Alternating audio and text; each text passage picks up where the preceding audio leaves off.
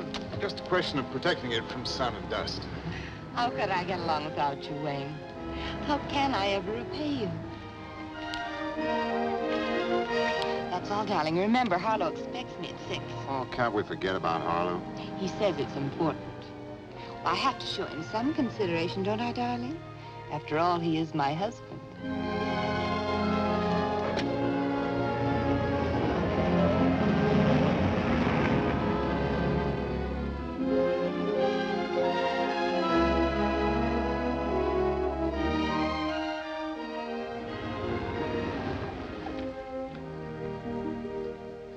Harlow, Hmm?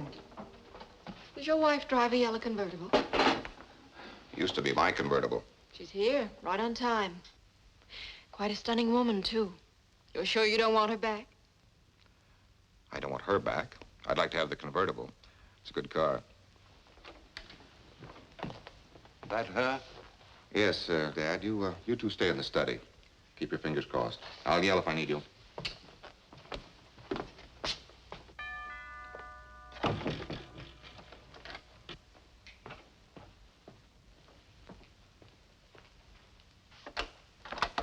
Come in, Carolyn. It was sweet of you to invite me. Well, what have you been up to these days, Harlow? Working? Care for martini? Love one. I've been reading about you in the newspapers lately. About me? About the Carolyn Grant Art Studio. One columnist in particular seems to be giving you quite a lot of free publicity. Writes for the Daily Chronicle. It's Wayne Vincent. Yes, the studio really owes a lot to Mr. Vincent. And not just from his plugs and his column, either. You might call him a silent partner. Do you employ him? In a way, yes. As you know, art critics don't make much money. So on the side, for a small fee, Mr. Vincent helps me select the right paintings for the right prices. Carolyn, I'll get to the point. No doubt you're wondering why I asked you here. Naturally. I want a divorce. Harlow, I seem to recall a certain day, almost 2 years ago, when you and I agreed that our temperaments just wouldn't make for a happy marriage. At that time, I suggested divorce myself. You were the one who wanted this arrangement for living separately. Well, it seems simpler that way. Besides, I never dreamed I'd want to marry again. Sounds like you're in love. Can you think of any reason why I shouldn't be? Yes, I can think of one reason. What's that? You're already married. That's why I'm asking you to divorce me.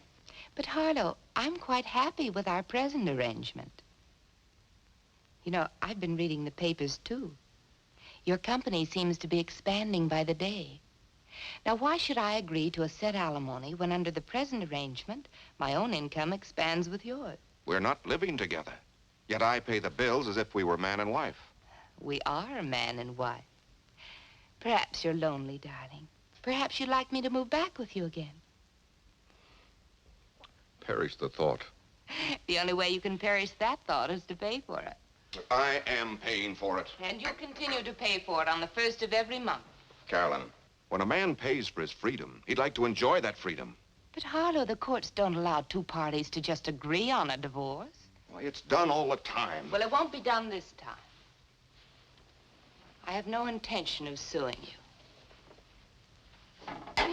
You'd look pretty silly in court, Harlow, darling, trying to tell the court you'd like a divorce just so you can marry somebody else. Suppose I offer you the same percentage in the future that you're getting now. But that doesn't make sense, dear.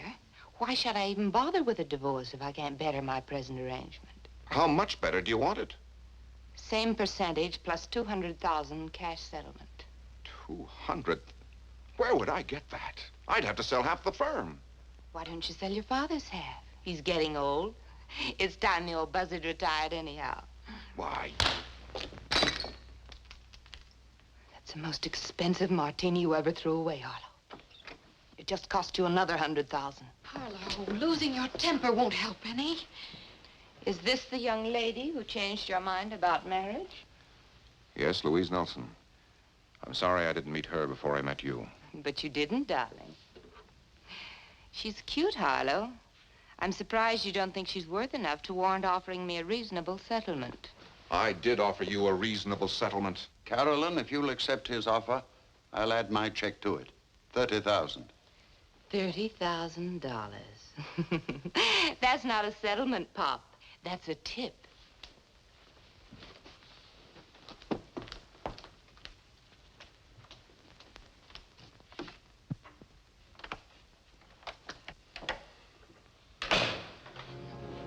Harlow, things could be a lot worse. Suppose you had to live under the same roof with her. I might wind up killing her. Don't say that. Don't even think it. Well, you can't blame him for thinking it. Any way you look at it, that woman's a witch. And no matter how you spell it.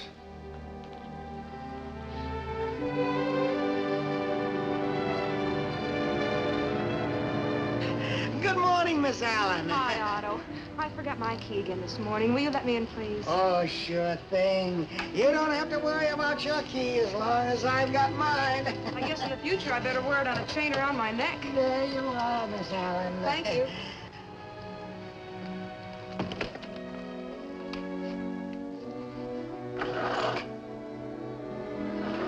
Carolyn, it's me. What in the world are you doing here this morning? It's your day off. I was anxious to see what you brought back from the auction. They're on the divan.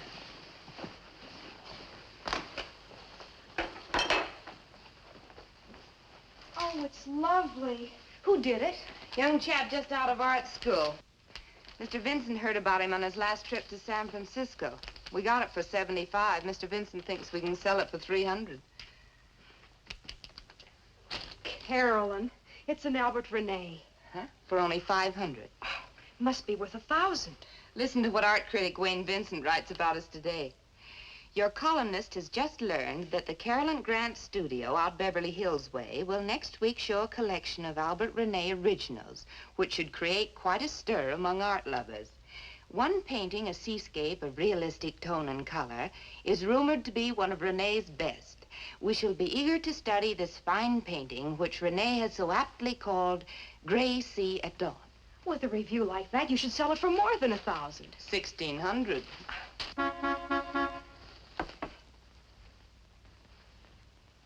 I thought it might be Dick. I told him he could pick me up any time after 9. I'm anxious to meet him, Betty. Where's he taking you? The beach? Newport. He bought a new boat. And you bought a yachting cap for $1.98. Does it look so cheap? Well, honey, I'm afraid you just wouldn't create any fashion news on the yacht club veranda. Dick's not taking me to any yacht club. He keeps his boat right where he works at Bailey's Boatyard. He says it's not much of a boat. What difference does it make? If it's only a rowboat, he's still the man in your life, and you should dress for him. Why don't you run upstairs and see if you can't find something? Try that outfit I was supposed to wear at the Pacific Yacht Club party. It's more your size than mine anyhow. Oh, Carolyn, you're an angel. If Dick shows up while I'm changing, will you keep him entertained for me? I'll try my best.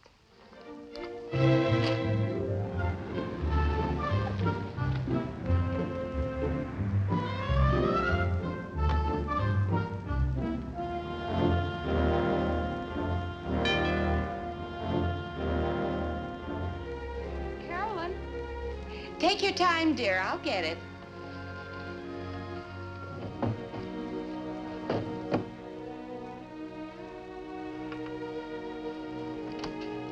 Come in. Oh, hello. I'm Dick Sawyer. Betty said I could pick her up any time after 9. Come in, make yourself comfortable. She'll be down in a few minutes. I'm Carolyn Grant. Won't you sit down? Glad to meet you, Mrs. Grant. The name's Carolyn. Can I get you something to drink? Oh, nothing, thanks. Betty tells me you bought a new boat. What kind of a yacht is it? Sail or power? Well, in the first place, you can hardly call it a yacht. The guy I bought it from's a fisherman. It's a 30-footer. Needs work, but the engine's in good shape. Does it have a cabin? Sure. A couple of bunks, head, galley. In fact, as soon as my rent's up, I'll start living aboard. What does your prospective wife think about living aboard a boat? Betty doesn't go for it at all. Oh, we'll spend a honeymoon cruising around the island, but After that, we'll just be using the boat on weekends. Betty wants to find a little house someplace. So marriage strands the sailor on the beach. Well, I'm not the first sailor to get himself beached. Betty's a wonderful girl. I'm happy for you both. Let's talk about the boat some more. Is there any chance you might take a lonely girl for a sail someday? Sure. Why don't you drive down the harbor with Betty sometime? With Betty? I'd feel like an intruder. There's an old saying, you know, two's company and three's a crowd.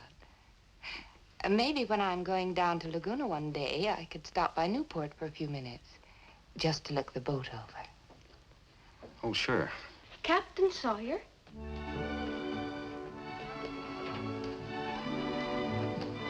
Wow. Say, yeah, the way you're decked out, you should be going aboard Mr. Van Astorbilt's 90-foot yawl.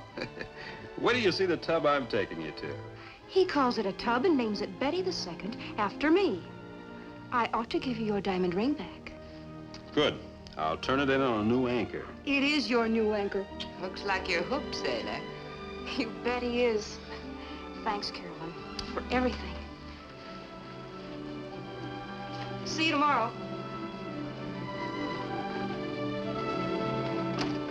Bye, and have fun, you two. Bye-bye.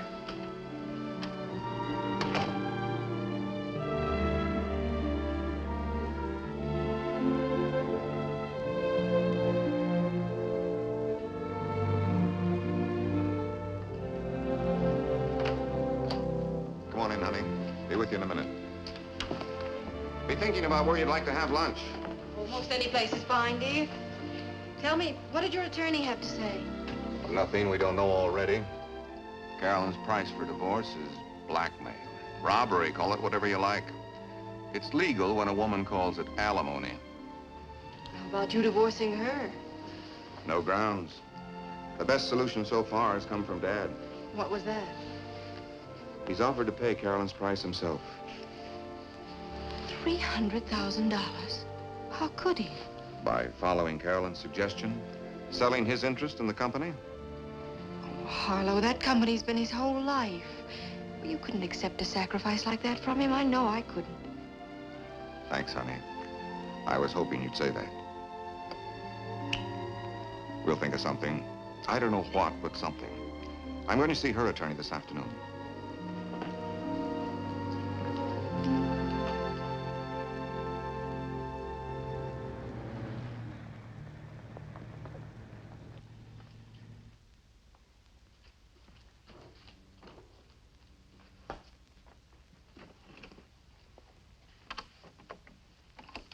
Morning, Beth. Hi. Well, I'll be on my way. The studio's all yours. I left a well-stocked refrigerator and grocery cabinet. You won't even have to go out to the market. You want me to stay here? Well, of course. Have you forgotten? This is my day to scout paintings with Mr. Vincent in Laguna. Oh, no. I thought you were going next week. Must I really stay? Well, do you mean you can't? Well, I told Dick I'd drive to Newport this afternoon when I finished work. Well, I guess I'll just have to stay myself. I was expecting some people in to look at the Renee paintings. I just can't put a close sign on the door. Of course not. And if I don't get to that Laguna exhibit, Oh, Betty, couldn't you possibly postpone your date with Dick? I'm sorry for the misunderstanding. But after all, you did lead me to believe you could take over for me. I know. I will. I'll make it up to you. Thanks. Mind if I put in a call to Newport? Of course not. Don't be silly. And tell Dick I'm very sorry for the misunderstanding. Oh, I'm late. I was supposed to pick up Mr. Vincent at 9. If he calls, tell him I'm on the way over. And thanks a million.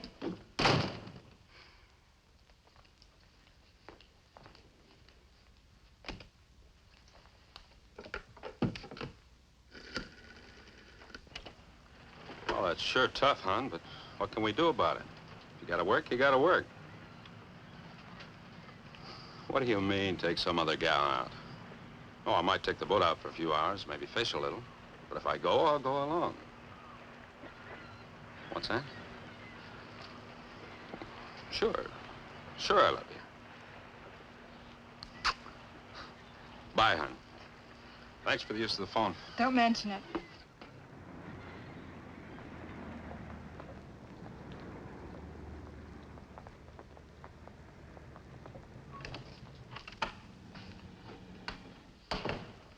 Hi, Mr. Vincent. Morning, Betty. Isn't your boss on the job yet? Why, she left here at least a half hour ago. Left for where? For your place. She thought you'd be waiting for her. Well, there seems to be a bit of a mix-up. Do you mind telling me why she thought I'd be waiting for her? Well, for the lagoon exhibit. But that's next week.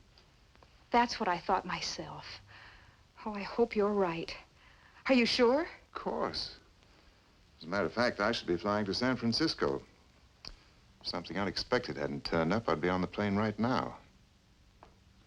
Must have slipped Carolyn's mind. Guess she got mixed up on her dates. Oh, I think she'll realize that when she finds I'm not there. If she left half an hour ago, she should be back in a few minutes.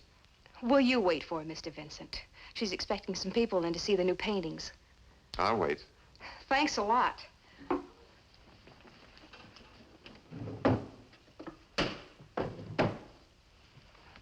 Bye, Mr. Vincent. Just tell Carolyn I went to Newport after all. She'll understand.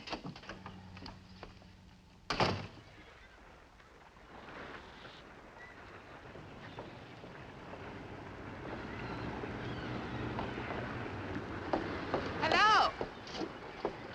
Where can I find Mr. Sawyer? Dick, he's on his boat, Betty the Second. Dick, someone to see you. Thank you. Oh, hello there. Hi, Skipper. Mind if I inspect your ship? Glad to see you, Mrs. Grant. The name's Carolyn, unless you're mad at me. Oh, why should I be mad? Because I made Betty work today. Well, work's work. I was passing on my way to Laguna and thought maybe you'd show me your new boat. Oh, sure thing. You might find it kind of messy. I wasn't expecting visitors. All looks very neat to me. Like me to show you around? You mind? Not at all. The engine's a Grayson Marine Master. I'd much rather have one of those new baby diesels, but beggars can't be choosers. A lot of special equipment came with it. Automatic pilot, ship-to-shore phone, even a new pump in the live bait tank. Oh, what are those long poles? Outriggers. They keep your lines from fouling when you troll. Troll? I guess I'm pretty stupid, Dick. I don't know what that means either. Well, you run your fish lines out over the end of the poles, and swing the poles out to each side of the boat, and then throttle down the slow speed, keep chugging along, you catch a fish. I hear there's a big run of albacore outside the harbor right now. I'm going out and see if I can't catch a few. Oh, I'm sorry that I'm keeping you from fishing. I'm in no hurry. Anybody going with you? Well, Betty was. Until I was mean enough to make her work. Would I be even meaner if I replaced Betty on this fishing jaunt? How long do you expect to be out? Oh, a few hours, I guess. Mind if I go along? Well, not if you don't mind getting salt spray all over your clothes. There's quite a chop in the channel today. I don't mind, not if you'll teach me how to catch albacore. When do we start? It's as easy as this.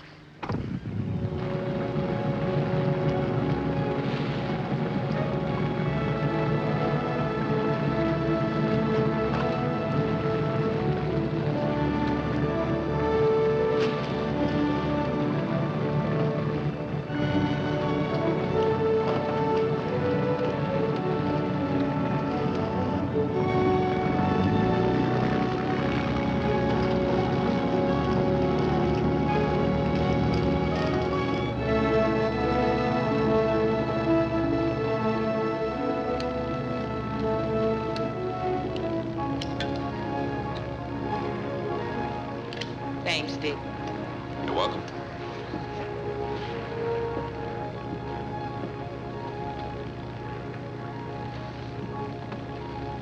You know what I've been thinking, Dick? What's that? That I'm guilty of a complete breach of yachting etiquette. Why didn't I bring a bottle of champagne? It's customary, isn't it, with a new yacht? Well, for a new yacht, maybe, but for a tub like this, you just bring along a can of beer. I didn't even bring that. How are we going to toast the new boat? Well, if you want a toast, there's a bottle of bourbon in my first aid locker. I keep it there in case of snake bite. Help yourself. You'll also find ice and glasses. Just scout around below. Be right back, Captain.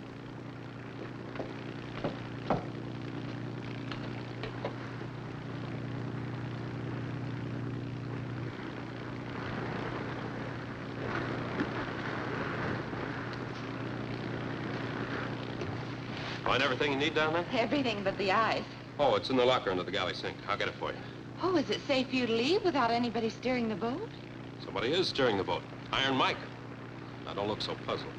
Iron Mike's an automatic pilot. Can hold a course as well as any helmsman. It's amazing. How far can this mechanical captain take it? Well, we either hit something or run out of gas. How do you like the boat so far? I like everything about it, Dick. I especially like Iron Mike.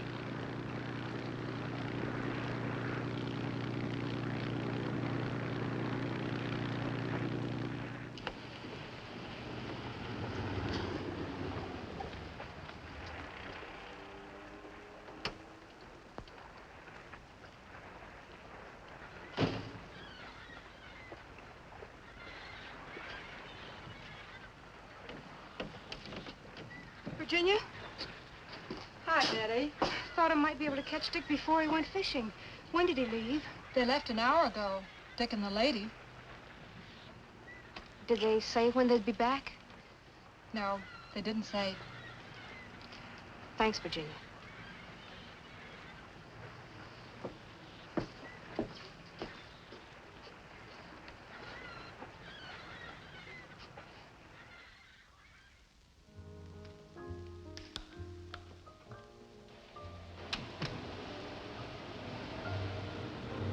I'll park it, lady. About how long do you think you'll be? Only a couple of minutes. We're picking someone up. Can I just leave it here? I'll be fine, miss. I'll bring him right out, Louise.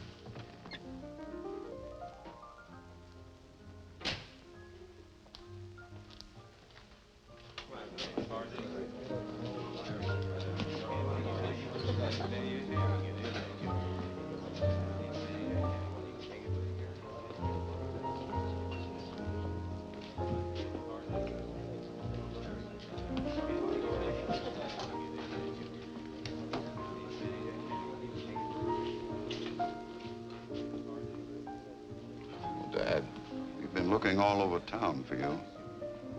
how did you happen to look here? We got tired touring all the bars. We started to phone. Louise is outside. We've been pretty worried. I've been pretty worried myself. Let's be sensible, boy. You can't solve your problem with that stuff. Then how can I solve my problem? You tell me. Yes, sir. What'll it be? Oh, thank you. We're leaving. I hate to have Louise see you like this, but you've kept her waiting long enough. You said it, Dad. I have kept her waiting long enough. Oh, let's face it. Carolyn isn't going to give me a divorce. We all know it. Can I ask a girl like Louise to wait forever? You know I can't. The sooner she gets out of my life, the better. For her, I mean. Did you see Carolyn's attorney? Why do you think I'm sitting on this bar stool? Was Carolyn there, too? Out of town. Maybe it's a good thing she wasn't there. I might have kicked her teeth in. What did her attorney say? Same thing. Divorce on Carolyn's terms or no divorce at all. First thing in the morning, I'm going to hire private detectives to watch her day and night. We'll get something on that woman, even if we have to frame it ourselves. Now finish your drink and let's go. I'm not going. Why not? I'm going to sit right here and drink myself blotto. Where's your car? The parking lot. No one will steal it. I locked it. I'm not afraid of anyone stealing it. I'm worried about you driving it. Give me your keys. Dad, I know what I'm doing. Do you? I wonder.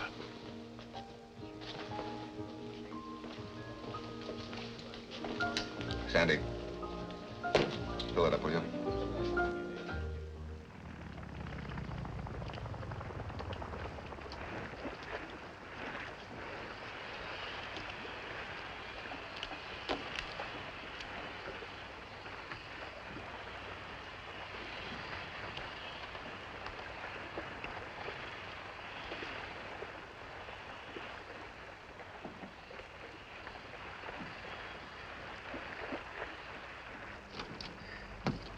Thanks, Dick. It was wonderful. Glad you enjoyed it.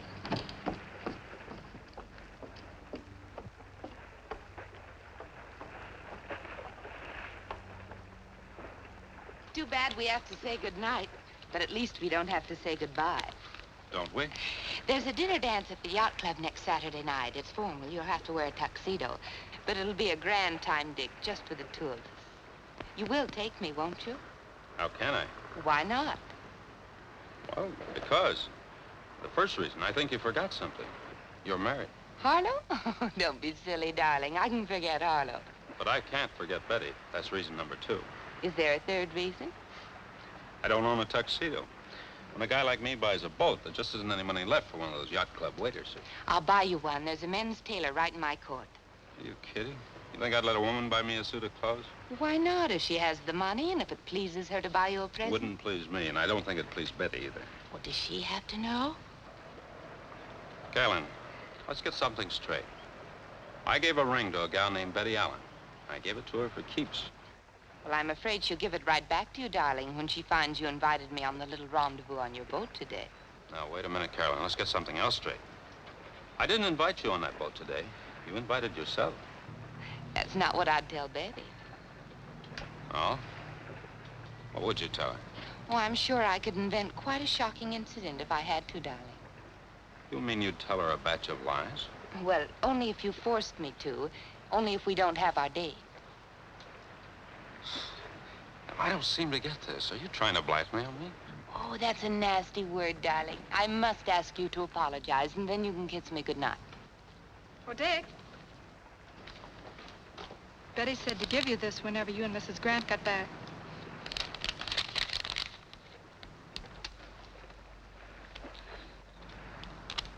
But why, Virginia? She knew I was going fishing. She waited till after sundown. Maybe she thought you and Mrs. Grant were gone a little too long for just fishing. See you in the morning, Dick.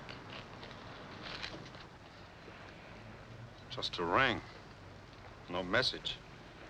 If you want a woman's opinion, the ring is message enough. Now I'm really in a jam. Look, Carolyn, will you help me straighten this thing out with Betty? Of course I will. If what?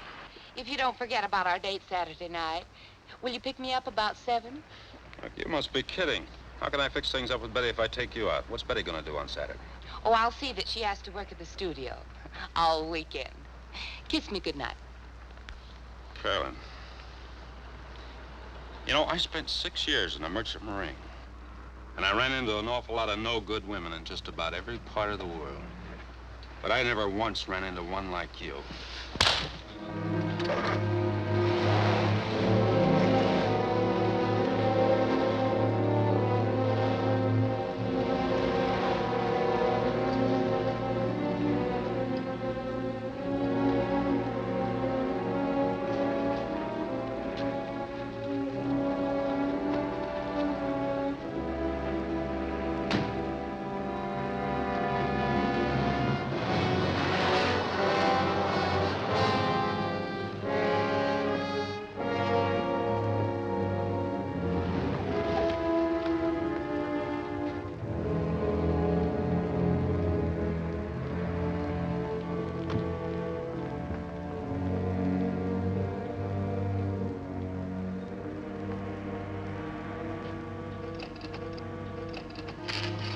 Hello.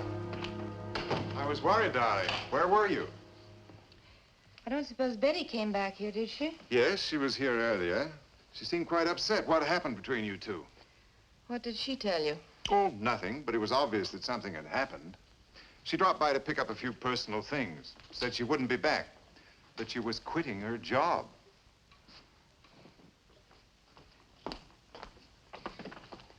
Wayne, if I can reach her, I'd like to talk to her privately. Why don't you run along? It's late. I'll call you tomorrow. She said earlier this morning that there'd been a bit of a mix-up about the art exhibit. Did you really drive all the way to Laguna, or where did you go? Wayne, I am well over 21, and you don't happen to be my husband. I see no reason why you should demand to know where I went. I wasn't demanding. I was just wondering. And speaking of where I was, where were you? I thought you had to fly to San Francisco today for the paper.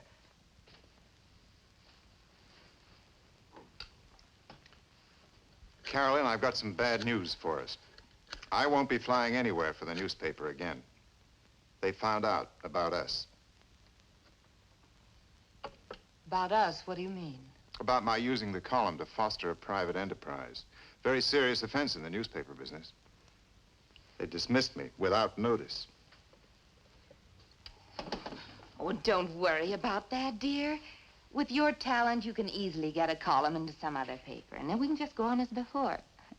Why don't you try the Star-Dispatch? They sell more papers anyhow. And if they sell more papers, we sell more paintings. No, you don't understand. I won't be able to write a column for any newspaper in the country, or any other type of publication for that matter. You mean you've been blacklisted? I'm afraid so. This really is serious. Without the help of your column, my sales are bound to drop. But I can still help you buy. Well, how much buying can I do if my sales drop off to nothing? We'll retrench, Carolyn. After all, we have one thing to be thankful for. We still have each other. But you have no job. What do you expect me to do, support you from now on? No, of course not. I can find some other work in another line, something not in the art field. Well, what else do you know except in the art field? What good are you to me if you work in some gas station? If I need my car washed, I can stop down at the corner.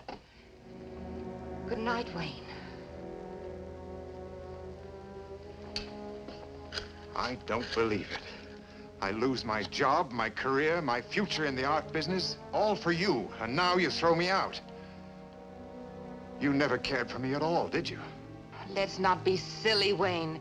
If it's love I wanted, I'm still young enough. I don't have to settle for a man your age. Oh, don't be an old fool! I'm sorry.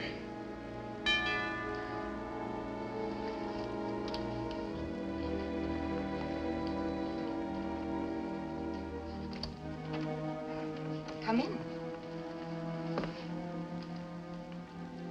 Could I speak to you alone, Mrs. Grant?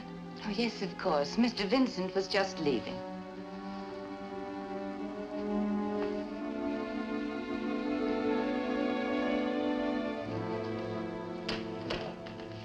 Will you please be brief? It's late.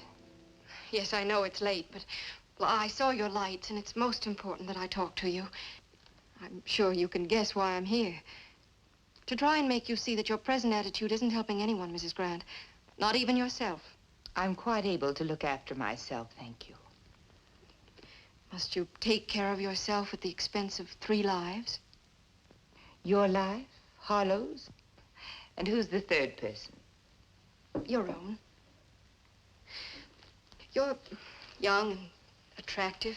You have talent. Harlow's willing to make any kind of a reasonable settlement. I'm sure that with all that and your I own can freedom... take care of my own future in my own way. Good night.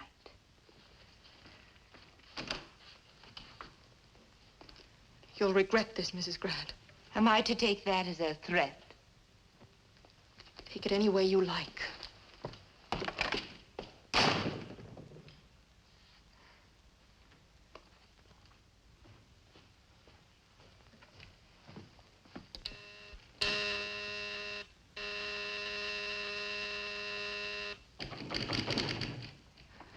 Who is it? Dick, I've got to talk to you. It's too late. There's nothing to talk about. There's everything to talk about. Now, look, It's honey. no use, Dick. We're finished. Ah. So you're not even going to give me a chance to explain? What's there to explain? Everything. In the first place, that woman's not worth you and I breaking up over. Apparently you thought she was. Oh, please, Betty. That's not true. Isn't it? Listen, honey, I was going to take the boat out anyway today. When Carolyn invited herself along, I didn't have any... She didn't invite herself. You invited her. Where'd you get that idea? Carolyn. She called me not 2 minutes ago. And told you I invited her on the boat. She also told me you invited her for a weekend at the island. Of course, invited might not be the right word. Honey, that woman's an out-and-out liar. I didn't invite her any place. Do you expect me to believe that? Sure I do. Are you going to take her word against the word of the man you're engaged to marry? The man I was engaged to marry. Just leave, Dick, and please don't ever come back. Maybe there's still a chance for you to lure Carolyn on your boat again. And no doubt you can. I know Carolyn.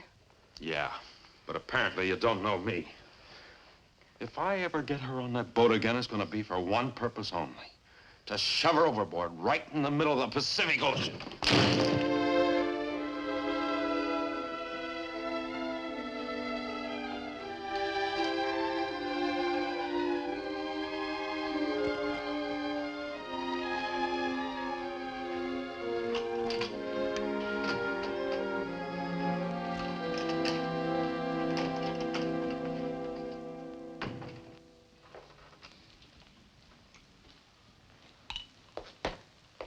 I can sympathize with you, Mr. Grant, but I can't give you another drink. Look, it's after 2 in the morning. I've got to close up. Okay, okay. Shall I call a cab, sir? I'm gonna walk. If I'm able. You won't try to drive, will you, sir? I can't drive. Boy, did I get plastered tonight. I can't say as I blame you, Mr. Grant. That wife of yours is half the louse you say she is. It's enough to make a man want to... You're absolutely right. With a dull knife. Don't do it, Mr. Grant. No woman is worth a man going to the gas chamber for. I'm not so sure about that. This one might be worth it. Good night, Sam.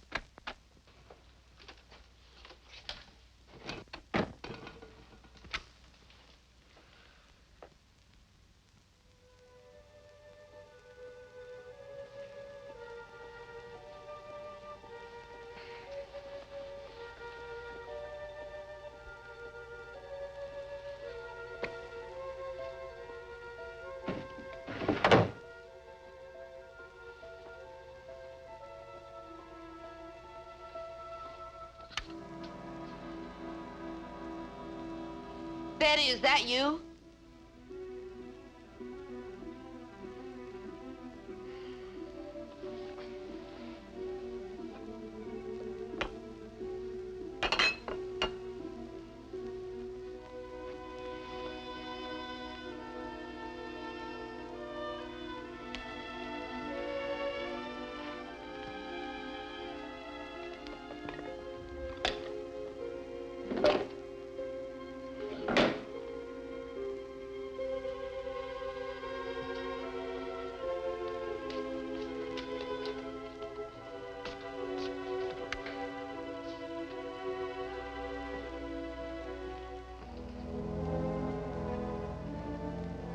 Oh, don't. Don't! Oh, don't do it!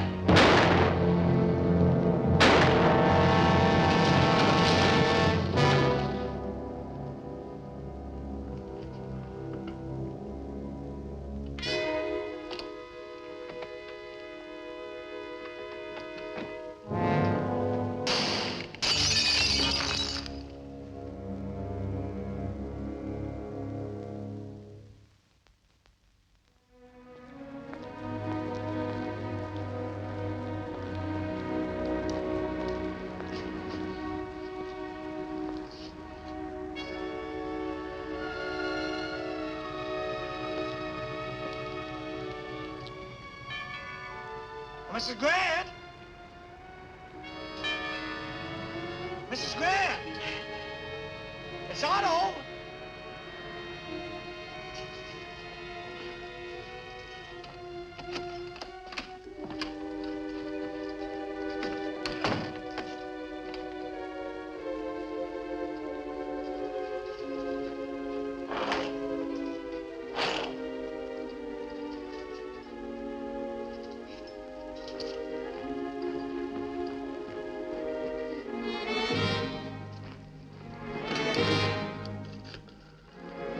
Hello, operator. How do I get an ambulance? Yes, it's an emergency.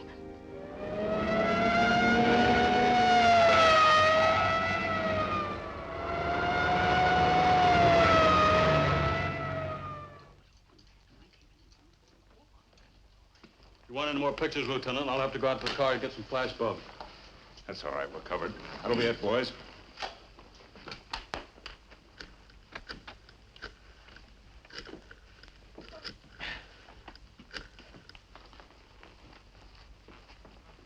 Hello, this is Lieutenant Colton. Put me through to Captain Hostetter homicide.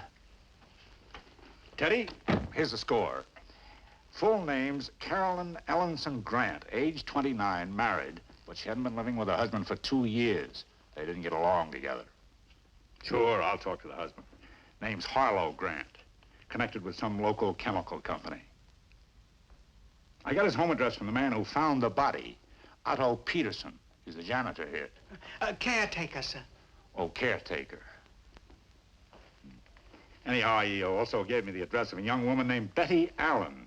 Seems she worked for Mrs. Grant in the art business, but they had a disagreement. And Betty Allen quit her job. Sure, I'll talk to her. I sent Wells to pick them both up, the husband and the Allen girl.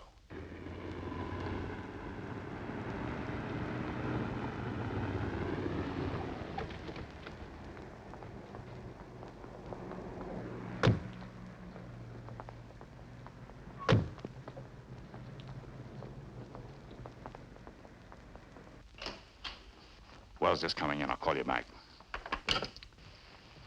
Miss Allen, Mr. Grant, this is Lieutenant Colton. The sergeant says that she was murdered. You don't think it was a burglar? A burglar doesn't leave a handbag with $500 in it. To say nothing of the jewelry on the dresser upstairs and all this art down here. Then who do you suspect? We were hoping that you could help us. I don't think I can. What about you, Miss Allen? I'm afraid I can't help either. When did you last see Carolyn Grant? Well, about a week ago. She stopped by my house for cocktails. And you, Miss Allen? Yesterday morning. The caretaker says that you came around here and quit your job last night. I did come here in the early evening, but I didn't see Carolyn. She'd gone to Lagoon and she wasn't home yet. So I left. As I was leaving, I saw her to the caretaker and I told him I was quitting. Why were you quitting?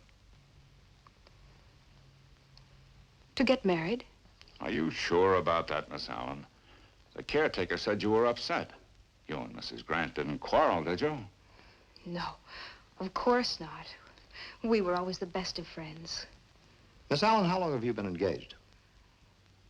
About almost 5 months now. Don't you have an engagement ring? I do, but it's at the jeweler's now. I lost a small stone. I haven't told Dick about it yet. Mm-hmm. Mr. Grant, your wife died shortly after 3 a.m. Her watch stopped. It broke when she fell down the stairs. Well, I thought you... You mean she was killed by a fall? She was killed by a gun. And we're going to have to ask both you and Miss Allen to prove where you were at 3 a.m. In other words, I have to produce a witness for that hour? Exactly. Where were you, Miss Allen? At my apartment. Alone? No. Dick was with me. Till almost 4, and then he drove back to Newport. He lives in Newport. Yes. He lives on his boat at Bailey's Boatyard. If we should have to talk to him, Miss Allen, I promise not to disclose the secret of your missing engagement ring. So you can entrust us with his full name. What is it? Dick Sawyer. Richard Sawyer.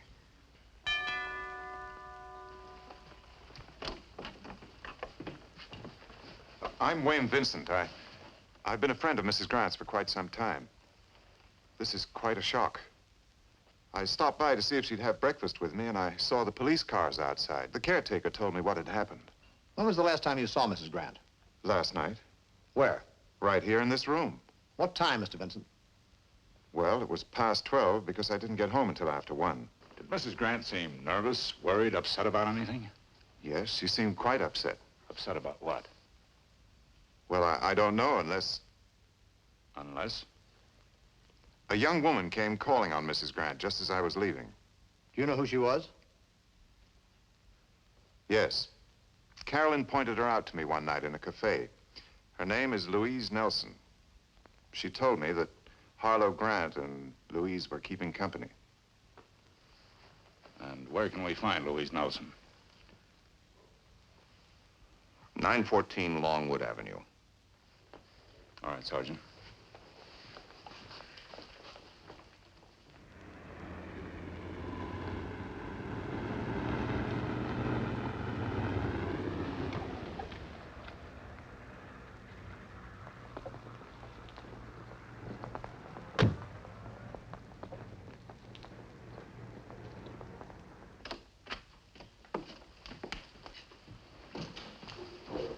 Lieutenant's upstairs.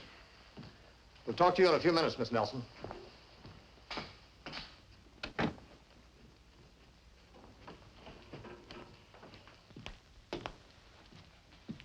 anything? I wish I could. Did you find that Nelson girl? Yeah, she's downstairs. And guess why she came calling on Carolyn Grant last night? It seems that Louise Nelson and Harlow Grant have been wanting to get married.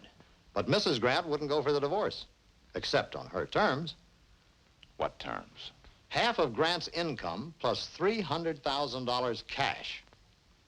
He couldn't pay it? He wouldn't if he could. Let's talk to her.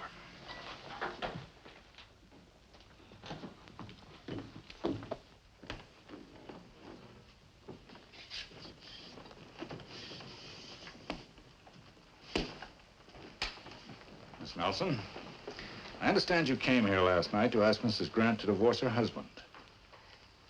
Yes. What time did you leave? Well, I don't remember the exact time. It was after midnight. She put me out almost as soon as I came in. Were you angry? That woman would make anyone angry, Lieutenant. She was greedy and vicious. Miss Nelson, do you own any kind of pistol, revolver, automatic? No. Why do you ask? How about you? Own any firearms? Well, yes. As a matter of fact, I have a small collection of handguns. Early dueling pieces, derringers, things like that. Anything modern? Cartridge gun? Foreign makes, early automatics. Mr. Grant, did you come here yourself last night? No. I was in a place called the King's Tavern, getting myself plastered. Did a good job of it. Meaning that you stayed till closing time? And until I woke up in my car in the parking lot. About 5 o'clock this morning. Well, Mr. Grant, I'll have to ask you to come along with me. Where? King's Tavern. It'll be all right, Louise.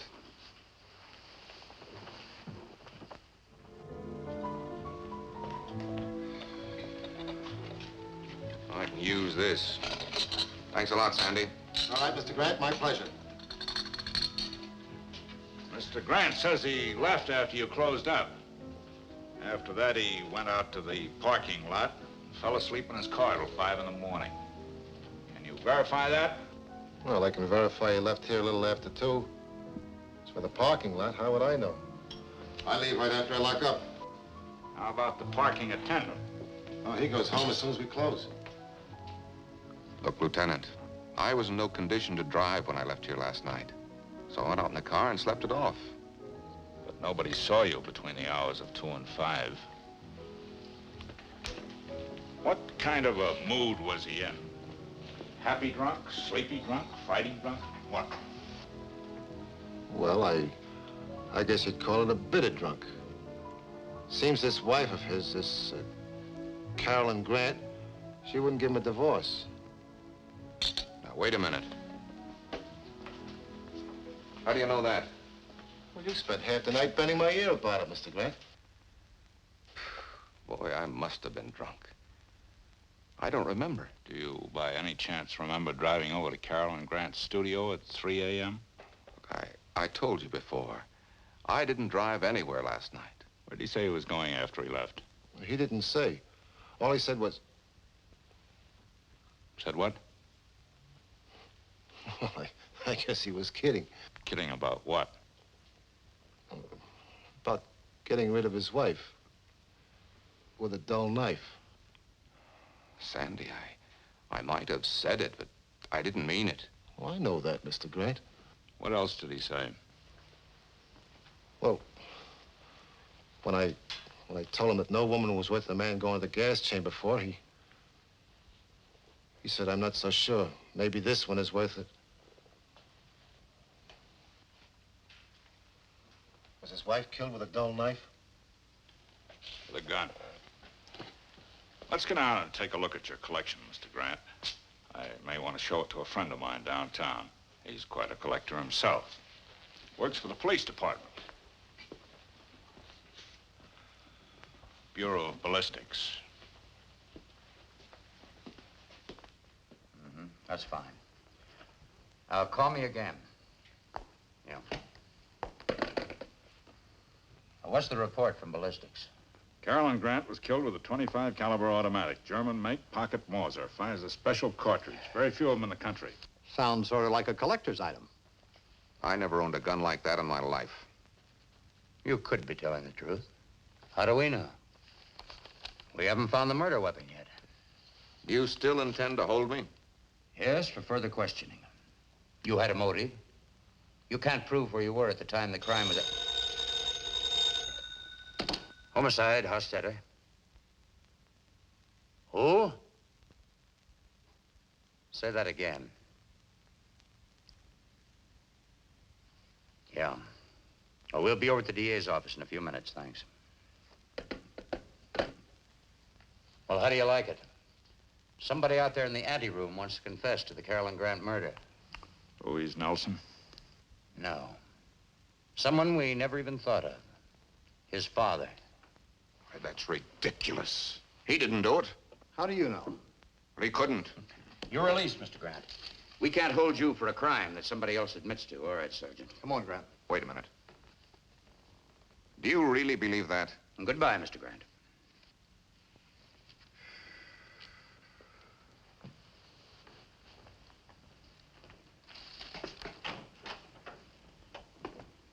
Do you believe it? I doubt it. But maybe if we give Harlow Grant enough rope, he'll hang himself. Let's go to the DA's office.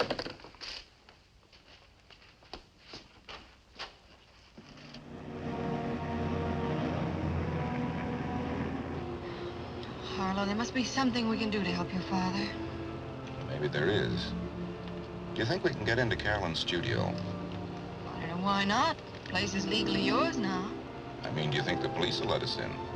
I think so. They turned the studio upside down, but they finished about noon. I heard the police captain tell somebody it was all right to let the caretaker have his key back. Drive there, will you, honey? We'll ask the caretaker to let us in. Why? Well, for one reason, I want to dispose of Carolyn's personal belongings. For another, I think we ought to pack the art stuff and get it ready to move. Both of those reasons are honest enough. They ought to be good enough for the caretaker. What's your real reason for wanting to go there? Blind hope. I found you another box, Mr. Grant. Thanks, Otto. I don't think we'll need it. We've packed all the art goods, and I'll put Mrs. Grant's clothing in her luggage. Otto, who else had a key to this door? I mean, other than Mrs. Grant. Well, me, of course. And then there was Betty Allen. She worked for Mrs. Grant. But she quit her job over the weekend. Didn't she turn in her key? Not to me, she didn't. Well, does anybody else have a key? Not that I know of.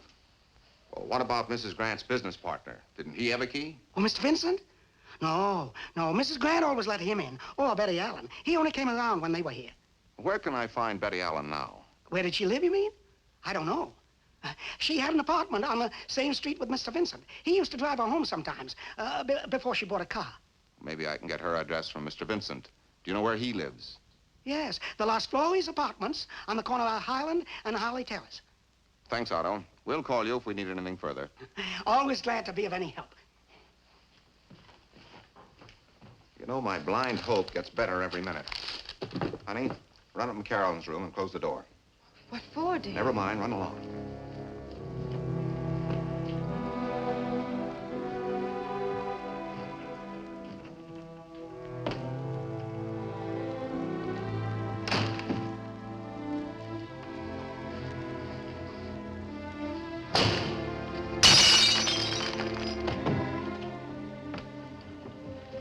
Harlow, what on earth was that? If you break a window, if you shatter a pane of glass in the dead of night, it makes a noise. Now, even if Carolyn were asleep, that noise would awaken her with a start. Now, she had an extension telephone by her bed. Why didn't she use that phone to call the police? I don't know. Why didn't she? Because when that window was broken, she was already dead. And the person who broke that window wanted the police to believe that that was the way they got in. Actually, she got in with a key. She? Betty Allen had a key. What was her motive? She said she and Carolyn parted the best of friends. She might have been lying. But she also had an alibi. She was with her boyfriend at the time of the murder. She might have been lying about that, too. She said her boyfriend lived on his boat in Newport. No sense in wasting a drive if neither of them happen to be there. Operator, I'd like some information on a number in Newport. Bailey's boatyard. Dick Sawyer? No, his station wagon's not here. I think he had to drive to town. Do you happen to know if a Miss Betty Allen is with him? Betty? Oh, no. She wouldn't be with Dick, not anymore. They broke up. They what? Well, when did that happen? Carolyn and Betty Allen did have a fight. And guess why? No, no, thank you. No message. Carolyn busted up Betty Allen's engagement to Dick Sawyer. I thought this Allen girl told the police that she and Carolyn got along fine. Oh, she lied. I wonder who she's covering up for, herself or her boyfriend. I'll ask Wayne Vincent where she lives. I'll go with you. No, no, honey. If Betty Allen does have a .25 automatic in her hand, I don't want you with me. I'll borrow your car. You run upstairs and finish that packing. I wish you wouldn't go alone. Can't you call the police? No, I've got a hunch I'll do better if I just walk in on her. Put the keys.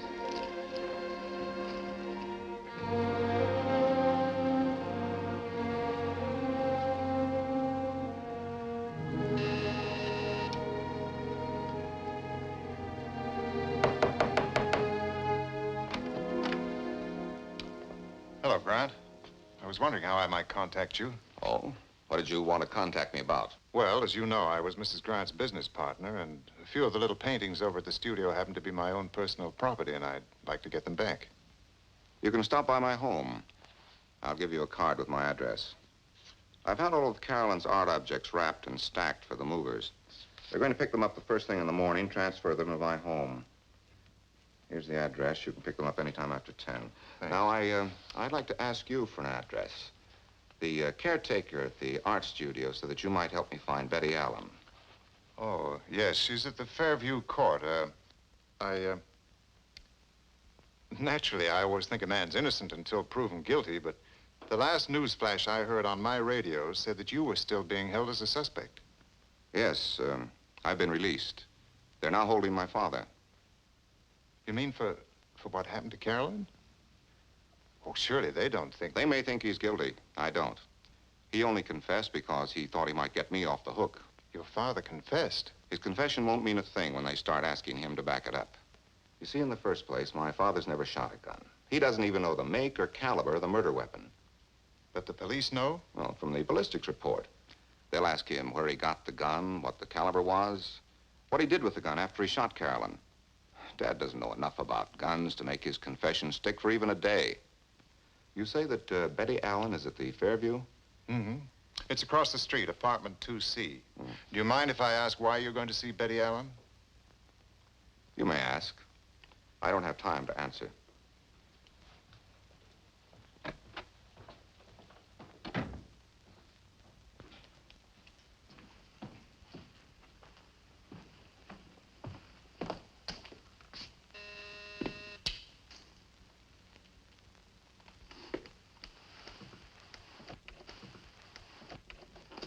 Oh, may I please see you for a moment, Miss Allen? Well, I was expecting somebody. All right. I see you haven't gotten your engagement ring back from the jeweler's yet. That is the story you told the police, isn't it? Just what are you trying to imply? That your ring never went to the jeweler's at all. That you put it in an envelope, gave it to the girl at Bailey's boatyard, asked her to give it to Dick Sawyer when he returned from his little fishing trip with Carolyn. Are there any other lies you care to accuse me of, Mr. Grant? Lots more. You said that you had no quarrel with Carolyn. That was the biggest lie of all. You quarreled with her over this fellow Dick Sawyer. She broke up your engagement with him. That's why you quit your job. That's why you killed Carolyn. I what? You've been caught in your own lies, and you know it. It's about time you started telling the truth. You did kill Carolyn, didn't you? Hey, take your hands off her. Dick. So you're both in on the murder. Hey, honey, who is this joker? What's he talking about? Harlow Grant. He's her husband. He somehow found out I lied to the police. Well, then why not start telling the truth? Well, that's what I advised her. Guess I was afraid to admit I lied. Will they prosecute me for it? Well, I don't know, honey, but being prosecuted for lying isn't nearly as bad as being prosecuted for murder. Then she admits that she was lying. But not for herself. For me, she thought I killed Carolyn. Oh, not really, Dick, but I did know you left here mad enough to do something. I tried to stop you. I talked to her on the phone from Newport a couple hours ago. We got the whole mess straightened out. And I can prove that I was back in Newport before 3 a.m. Then if neither of you killed Carolyn, who did? How do we know? Do you by chance know if any of Carolyn's friends or enemies owned a .25 automatic? Do you mean one of those little German guns? Or a Mauser? What makes you think I meant a Mauser? I guess because the only automatic pistol I ever saw happened to be a Mauser. Wayne Vincent gave one to Carolyn for a present.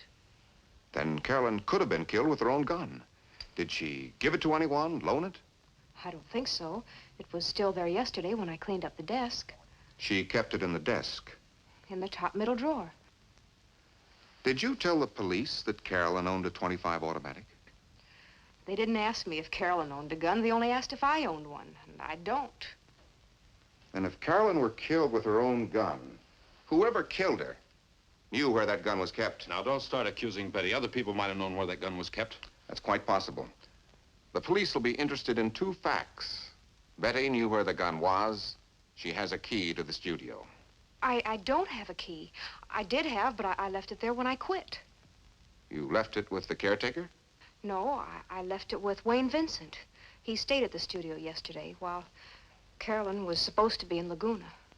Then Wayne Vincent had a key last night. He had your key. I guess so, unless he gave it to Carolyn or to the caretaker. Did Vincent know where Carolyn kept the gun? I suppose so. He used the desk quite often. Wayne Vincent had a key. He also had access to the gun. Can you think of any reason why he might want to kill Carolyn?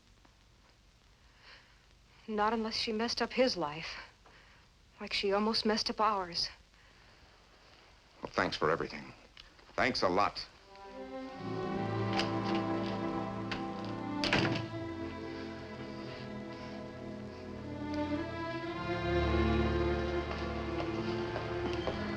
Good day, Miss Seeger. Good night, Otto. See you tomorrow.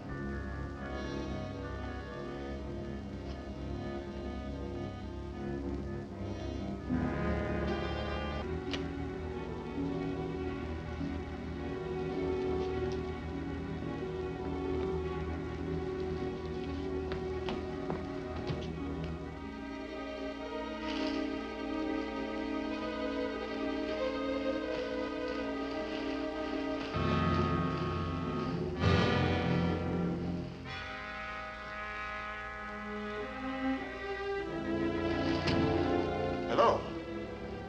Oh. I didn't realize there was anyone here. You scared me. You scared me.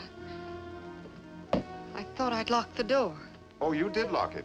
But as Mrs. Grant's business partner, I have a key, too. A few of these artworks happen to be my own, and I just dropped by to pick them up. I'm not stealing anything, I assure you. Nor am I stealing these. Mr. Grant asked me to gather up his wife's things. Well, I hope I didn't disturb you. I'll just take a few minutes, and then I'll go.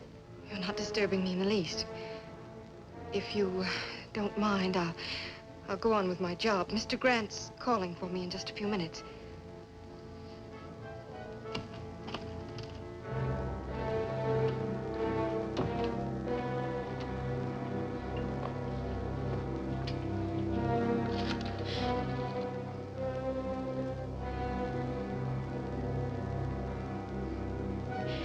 Hello?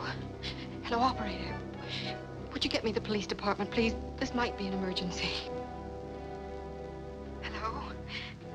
Hello, would you connect me with either Captain Hostetter or Lieutenant Colton right away, please? Hello? Hello? Yes, homicide office. Hello? Hello? Hello, operator? Operator!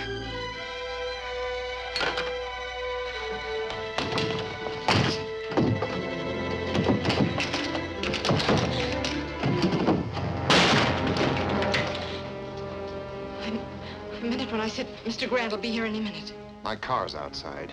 If we should meet him, remember, this will be in my pocket. Tell him to get into the car with us. He can drive. If we don't meet him, you can drive. Where? I'll decide the destination. Tell him you'll be right down. Hello, don't come in!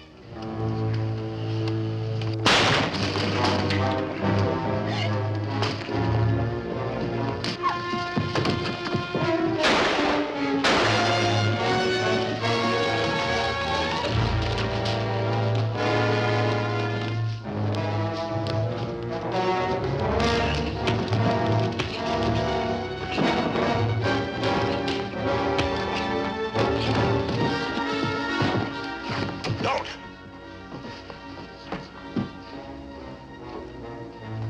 I'll kill her if you make one move. She's standing right where Carolyn stood. Do you want to see her fall down the steps like she did?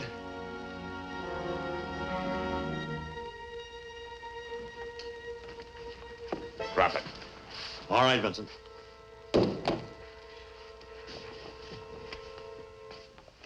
Well, look what Santa Claus brought us. Exhibit A. He took that gun out of his pocket and hid it in one of the packing cases. I was on the balcony. He didn't see me. He put the gun in one of the boxes because I was dumb enough to tell him that the boxes were being delivered to my house. Why? Because he knew that the Grant family was already in hot water. And planting the gun on the Grants would drown them. You fellas sure got here at the right time. A guardian angel must have sent you. Your guardian angel goes under the name of Captain Hostetter. He's had us tailing you ever since you were released. You follow us down to headquarters. Yeah, I'll be with you in a minute.